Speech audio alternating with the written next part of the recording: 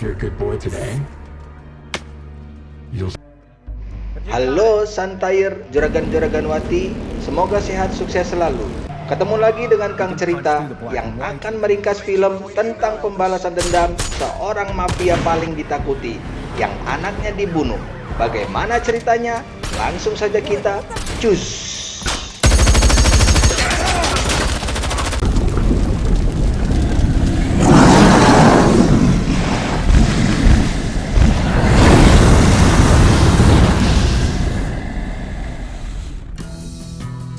Film dimulai di sebuah mobil baja pengangkut uang dari bank.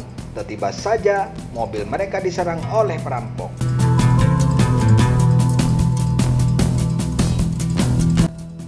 Selanjutnya terlihat seseorang melamar pekerjaan, namanya Hill, di kantor pengangkut uang lapis baja. Ia diinterview langsung oleh Bruno yang mengatakan baru saja tim mereka ditembak. Sampai sekarang belum ketemu siapa pelakunya. Setelah itu, ia disuruh latihan menembak oleh atasannya bernama Bullet. Ia harus mencapai nilai 70% dari latihan tembak, fitness, dan bawa truk.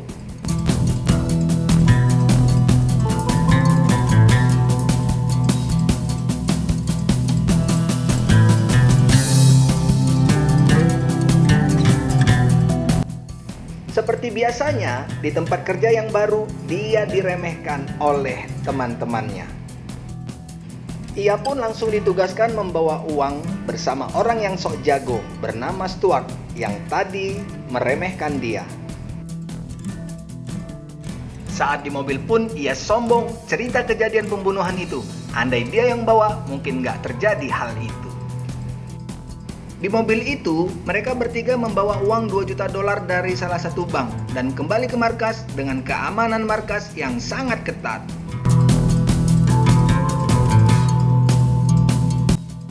Saat pulang kerja, terlihat Hill melihat satu persatu nama anggota.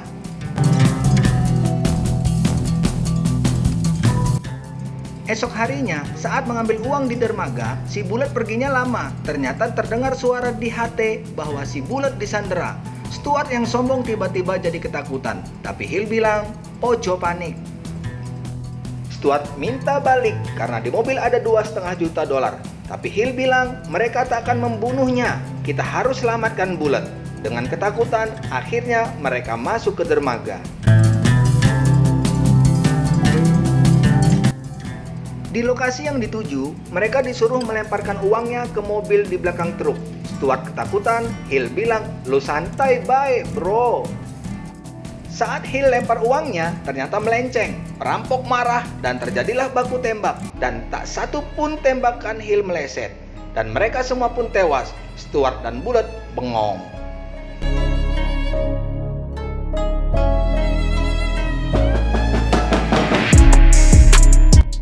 Di kantor, FBI menginterogasi dia. Kok bisa tembakannya tepat? Padahal nilai latihan dia di bawah rata-rata. Lalu FBI menunjukkan video pembunuhan sebelumnya. Apakah ada hubungannya? Saat ia melihat seseorang, ia teringat orang itu. Tapi dia bilang dia nggak tahu apa-apa. Awalnya Bruno ingin pindahkan Hill ke bagian admin. Takut dia trauma. Tapi dia menolak karena ini memang tugas dia. Saat itu juga bosnya bernama Black bilang dia pahlawan, jangan dipindahkan. Karena nama perusahaan jadi baik dan kawan-kawan jadi termotivasi. Di luar, FBI melaporkan ke atasannya bahwa Hill adalah orang yang mereka cari selama 25 tahun ini. Kata atasannya, dia nggak nyari duit, tapi sesuatu, biarkan aja dulu dia. Di rumah Hill, ada cewek kasih berkas bahwa penjaga bernama Dana mungkin ada kaitannya. Di kantornya, Hill pun disegani dan disanjung.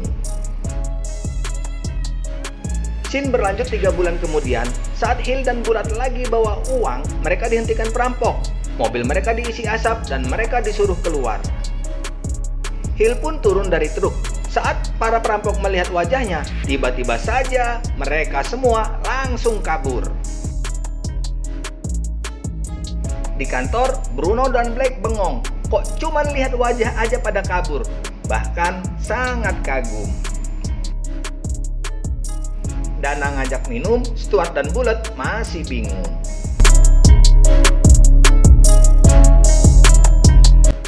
Lalu Dana pun diinterogasi oleh Hill. Dari mana ia dapat uang banyak?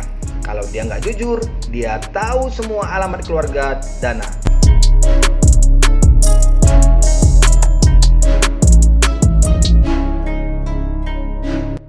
Scene kembali 5 bulan sebelumnya. Saat mau nonton pertandingan bersama anaknya, tiba-tiba Hill dapat telepon.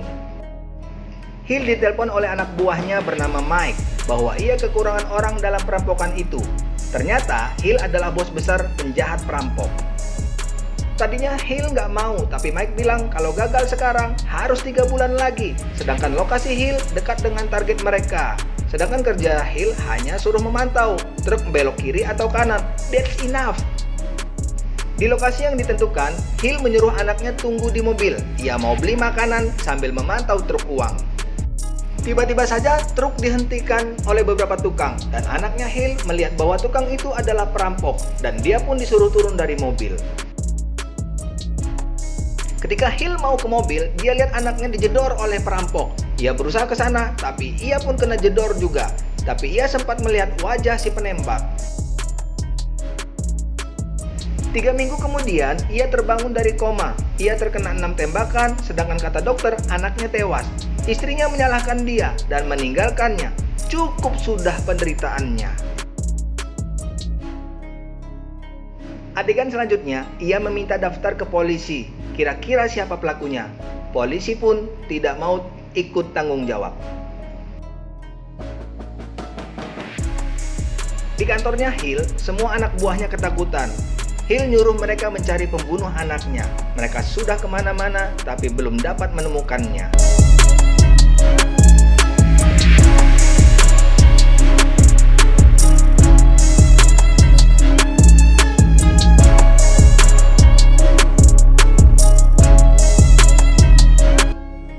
Karena nggak ketemu juga, ia pura-pura mau istirahat dan mau pergi ke London.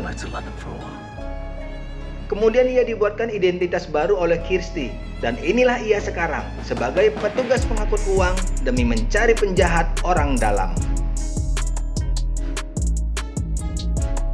Di suatu tempat ada sekumpulan pria yang bete karena nggak ada kerjaan. Mereka dulunya adalah tentara. Brad bilang, lebih baik aku berhadapan dengan peluru daripada nonton doang. Pimpinan mereka, panggilannya sersan, setuju untuk merampok. Kemudian mereka mulai merampok, tapi mereka kurang puas, yang didapat hanya sedikit. Lalu Brad berkata, kita punya orang dalam di mobil lapis baja.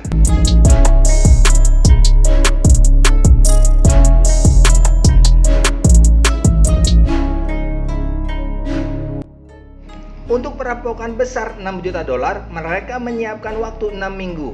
Yang akhirnya perampokan itu menyebabkan anaknya Hill tewas. Setelah anak Hill tewas, mereka sembunyi selama 5 bulan. Karena uang menipis, mereka merencanakan rampok markas mobil baja senilai $150 juta atau sekitar 2,3 triliun. Butet dah, pensiun berapa turunan tuh? Black Friday pun tiba, di mana pengiriman uang sekitar $180 juta akan mereka bawa ke markas. Sedangkan timnya sersan juga bersiap. Saat di jalan, Bullet menjelaskan ke Hill bahwa dia orang dalam setiap perampokan mobil baja, termasuk saat anaknya tewas. Dia ngajak Hill untuk gabung, kalau tidak nyawa dia melayang karena pistol dia saat itu tidak ada pelurunya. Aksi pun dimulai, Hill diborgol dan para perampok masuk ke truk dia hingga ke dalam markas.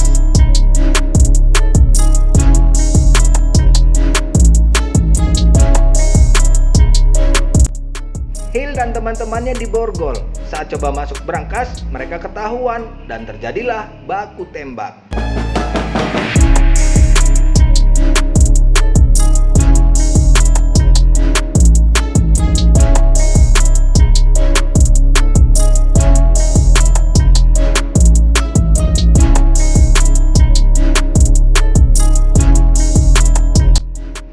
Selagi tim SWAT dalam perjalanan, Hill berhasil melumpuhkan 1 orang dan menyamar jadi tim perampok.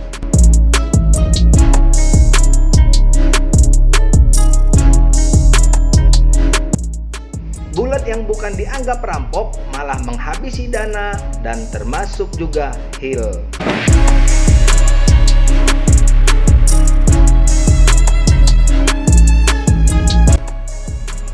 Akhirnya para perampok bisa keluar dari markas dan dikejar oleh semua polisi.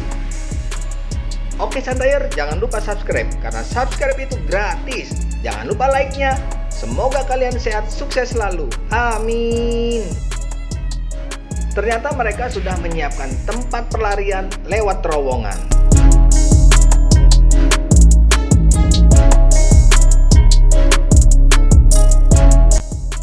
Sisa mereka bertiga, Sersan, Bulet, dan Jen. Selesai menurunkan uang, Sersan pun tewas oleh Jen.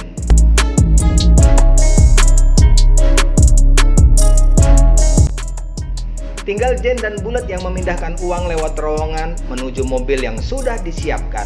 Dan Bulet pun tewas dan Jen pun menghilang.